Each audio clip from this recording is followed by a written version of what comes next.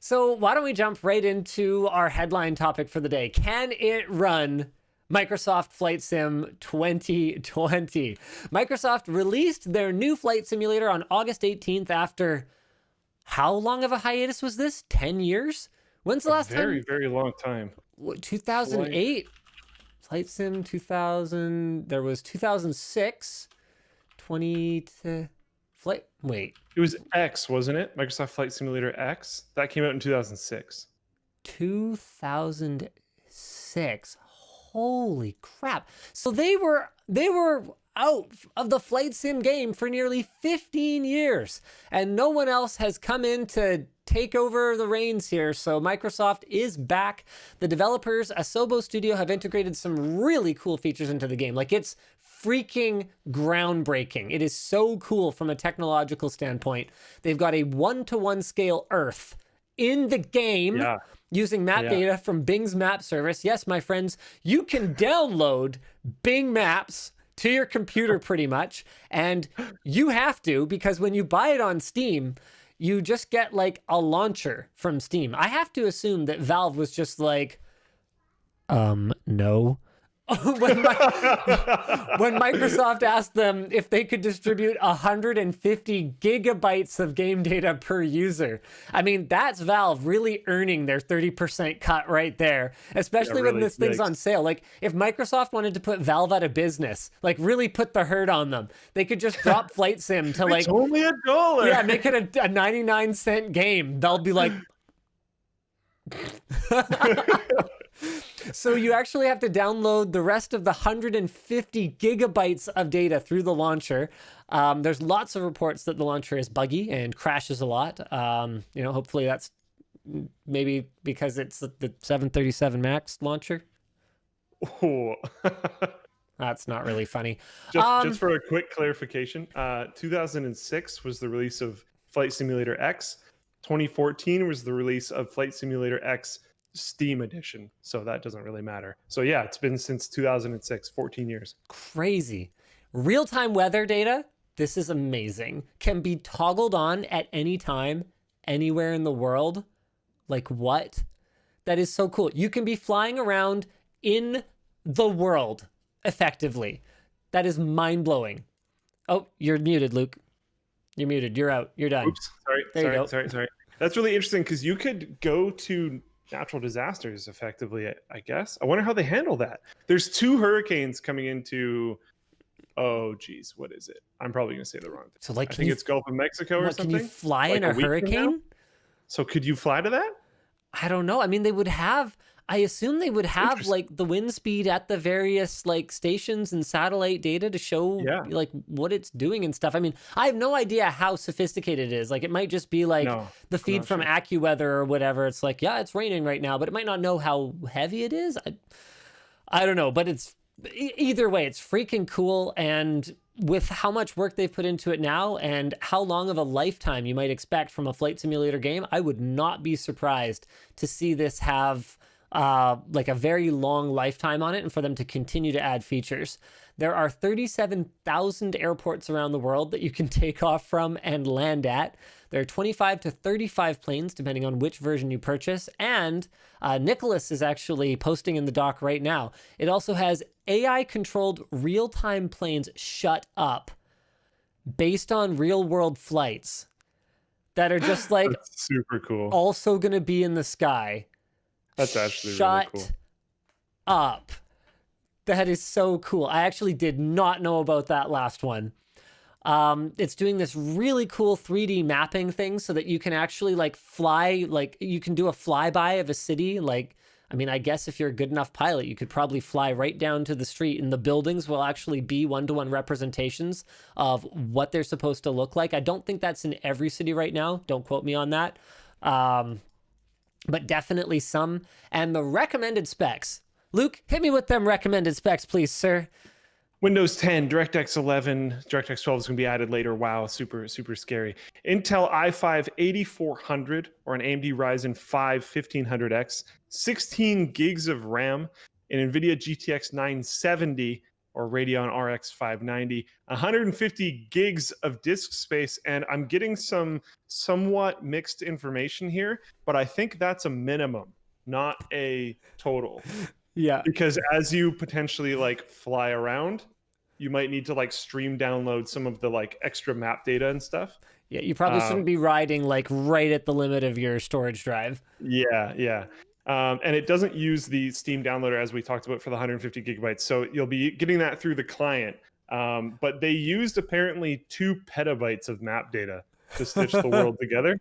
I don't know what that's going to translate into in terms of what you need to download in order to fly around. But yeah, 150 gigs. It's a minimum. But they do say that you need a 20 megabit per second connection. So presumably that's for the data streaming. Now, I was making a bunch of faces there because that doesn't actually sound that bad. That sounds pretty reasonable for a modern AAA title, except for one small problem. The game looks amazing, but in spite of the pretty pedestrian minimum specs, at least if you're like a hardcore gamer, in order to really turn it up, you are going to put your poor graphics card in particular into fan speed overdrive here, because a 2080 Ti on ultra settings at just 1080p gets around 50 FPS. You want to turn that up to 4K, ladies and gentlemen? And remember, you very well might. This is Flight Sim. Never mind 4K, you're going to want a cockpit, okay? So you want to turn this up to 4K on a single display? You're going to be looking at about 350. 35 FPS. Ouch. So brutal. So this is, you can head over to Guru 3D. They've got a full breakdown of what kind of frame rates you can expect across various graphics cards, all the way from an R9 Fury all the way up to an RTX 2080 Ti. And basically, at 1080p, remember this is ultra details. You don't have to run on ultra details, but with something like a sim, it sure doesn't hurt, because having maximum view distance and really high quality drawing of faraway objects really increases the immersiveness. If you want 30 FPS at 1080p, you are running a GTX 1070 or better. Holy crap. Unreal. Within the last... I would suspect that probably like a 1060, that's a pretty solid card. Well, yeah. Especially for 1080p gaming, like most things you're going to do, that's quite a solid card. That's only 25 FPS at 1080 on Ultra. At 1080. We're That's talking yesterday's resolution today. Like 1070. That like to wrap our brains around that. Like, I'm thinking about it in terms of like when I got into PC gaming here, right? Like a 1070 means within the last 4 years, I would need to have bought a top tier gaming card, like an enthusiast tier, not just like, hey, I want to play some video games, like an expensive graphics card. I'm going on ebay.com. I'm going on ebay.com right now, Luke. I'm going shopping. And you're moving past the like, yeah, okay, I want to play like League of Legends or Counter-Strike or exactly whatever other like the common internet competitive games, Fortnite, whatnot. You're moving past that. You're getting into more serious stuff. You're starting to care a lot about fidelity instead of just like, can I play the game at decent FPS? Exactly. And as an alternate path, okay, so let's say I didn't buy a $400 graphics card 4 years ago. Let's say I was shopping today.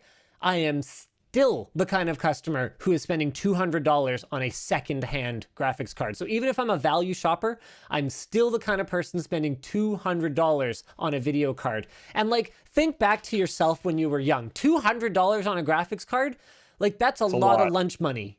That's not trivial. Yeah. Freaking crazy. Of course, you do not have to turn it up to ultra. But this is one heavy game. I'm stoked to try it out. Guess what we just got? Jake pushed for it. We got a motion sim chair that like moves you around. No way. Yeah, I tried it out. I'd never tried like a good one. Like, well, I'd tried them at like trade shows and stuff, but never like in the comfort of my own home, like or studio, I guess, as it were, just like trying it and actually able to sit there and enjoy myself and have fun. And like playing Assetto Corsa on it, I was like, I realized as I was filming. Like I was talking to the camera, but I just realized I had this stupid grin on my face because it's just pure fun. Just pure fun. It's like, have you ever gone horseback riding? You ever horseback not ride? for a really long time, but yes. Okay. Have you ever gone fast on the back of a horse? No. Like galloped or cantered? No, Okay. not really. It's involuntary. As soon as you get past trotting speed, when it's basically just like your boys being mashed against the inside of your thigh in a hard leather saddle, once you get past that speed, it's involuntary. I guarantee you, if someone took a picture of you, you wouldn't even realize you're doing it, but you'd have a big dumb grin on your face because it is so much fun. It wasn't as fun as horseback riding, but it was definitely fun. And I'm stoked to play around with it some more. You know, the real story here is that I knew that Jake would work really hard to get his hands on one if I made him a deal where he could acquire it after the fact for super cheap. So I made him an offer. Within like 4 days, he had found one of those companies to send us one. And so I don't even get to have it we can't even put it in the lounge because I made a deal for us to not have it anymore, unfortunately. So make sure you come in and try it before Jake takes off with it, the freaking guy. What do you want to do next? We have actually so many great topics today. Like oversupply. One thing I'll bring up while we're on the two things, I guess, that I'll bring up while we're still on the Microsoft Flight Sim topic is one, there was some people pointing out that because the launcher has to do this very large download after you buy the game, and the download through Steam is very small because you're just downloading the launcher. Technically, you are playing the game when you load the launcher to download it. So if you want to get a refund, that counts against your 2 hours of playing. That's pretty rough. Valve seems to have responded and been like, yeah, no, that's not how that should work. This will be fine.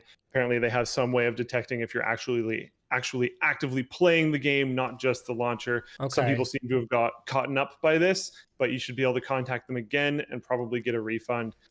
They are trying to be accommodating about it, and they're working with Microsoft to try to get the download speed to be a little bit faster, because especially people with bad internet connections that don't realize how big the game is. It's like they're getting to a point where they're like, I'm just never going to be able to play it, so I just want my money back. And that has been a little bit of an issue. So if you had a problem with that, reach out, and hopefully it won't be a problem moving forward. The other thing is, if you're a kid, like we mentioned, and $200 for a graphics card is, I mean, $200 for a graphics card for anyone is, that's, you're in the enthusiast tier at that point. Yeah, it's a lot of money. You're for sure. You're not casual. But especially if you're a kid, I'm specifically talking to you. This is a dad game. Talk to your dad. Get a computer upgrade. Talk to your mom. Maybe she's into flight stuff. I don't know. But it's like, it's a very learning opportunity. It is a very parent-friendly game. Not only will they very likely want to play it, that's cool, but it also doesn't have shooting and gore and all that kind of fun stuff. You know, maybe you want to be a pilot one day.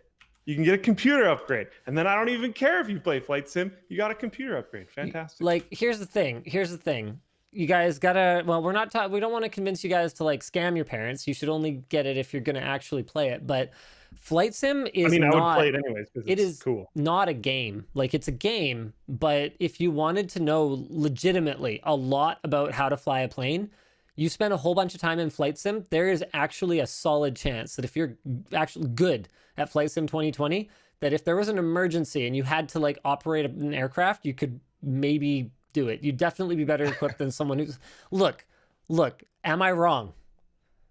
No, I don't necessarily think so. Like, that's the thing. It's designed to be really realistic. So would it be ideal? It's super cool. Even if you don't feel like you're crazy into it, it's a pretty cool experience. I'm not going to say you should necessarily buy it if you're like, yeah, I'm not interested at all, but it is pretty cool. Flight sims are fun. They're not like my major cup of tea, but they're definitely fun. Yeah.